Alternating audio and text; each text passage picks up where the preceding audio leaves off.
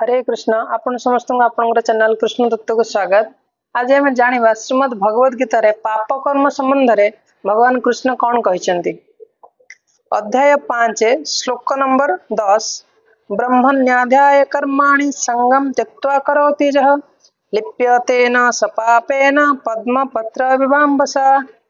अर्थात जो व्यक्ति भगवान को ऊपर निर्भर करे बा कर्मर फल भगवान को अर्पण करी अनासक्त भाव कर्म करे से पाप कर्मर प्रतिक्रिया भोग करे नहीं। पद्मपत्र जल मध्य थिले सुधा जपरी जल ताको स्पर्श करि पारे नहीं सेहीपरि कृष्ण चेतनशील व्यक्ति को पाप कर्मर प्रतिक्रिया स्पर्श मध्य करि पारे नहीं। तेणुक सर्वदा आम भगवान चरण कमल आश्रित होगा आवश्यक। तांकठारे आमको संपूर्ण भाव समर्पण होगा नित्यंत आवश्यक। अध्याय 9 श्लोक नंबर 30 अपि चेत् सुदुराचारो भजते मामन्य भावात् साधुरेव समन्तव्य सम्यक व्यवसित हि सः।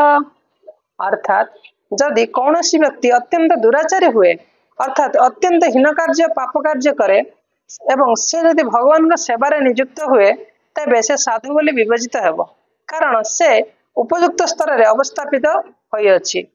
अध्याय नंबर 9 श्लोक नंबर 31 मध्ये कहउचंदी क्षिप्रम भवति धर्मात्मा सस्व शांति निगच्छति कौन्तेय प्रतिजानीहि न मे भक्त प्रणश्यति।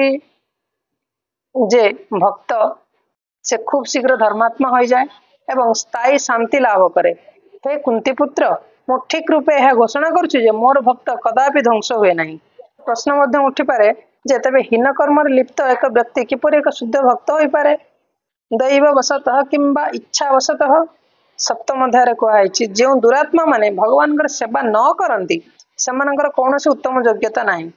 यह श्रीमद भागवतम कहुई जे साधारणतः जो भक्त नवदा भक्ति योग कर्म नियुक्त से तार हृदय जमी भौतिक दोष बा मैला सफा कर व्यस्त से भगवान को तार हृदय बसाए फल समस्त पाप कर्म प्रतिक्रिया स्वाभाविक भाव धोई हो जाए। तेणु सर्वदा भगवान को चिंता करने द्वारा से विशुद्ध तथा प्राकृतिक हो जाए।